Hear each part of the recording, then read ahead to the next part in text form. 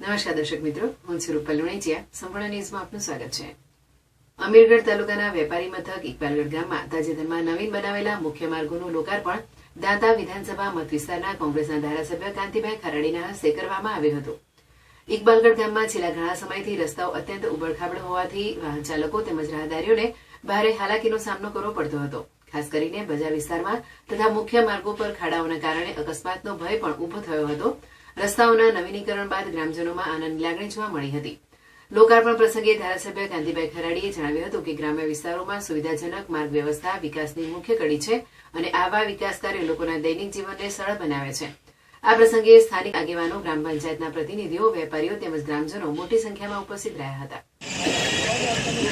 ઇકબાલગઢ ગામે બહુ લાંબા ટાઈમથી રસ્તા માટે રજૂઆતો આવતી હતી અને રજૂઆતો આવતા છતાં પણ વિચાર કરતા હતા કે કઈ ગ્રાન્ટમાંથી આ રસ્તો ફાળવવો, પણ રસ્તાની કામગીરી જોતા બીજી યોજનામાં કામગીરી પૂર્ણ થઈ શકે એમ નથી.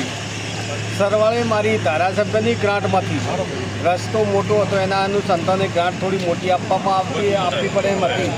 ના છૂટકે મારા વિધાનસભાના ધારાસભ્ય તરીકે જે ફંડ આવે છે, ફંડમાંથી અહીંયા મેં ગ્રાન્ટ ફાળવી છે.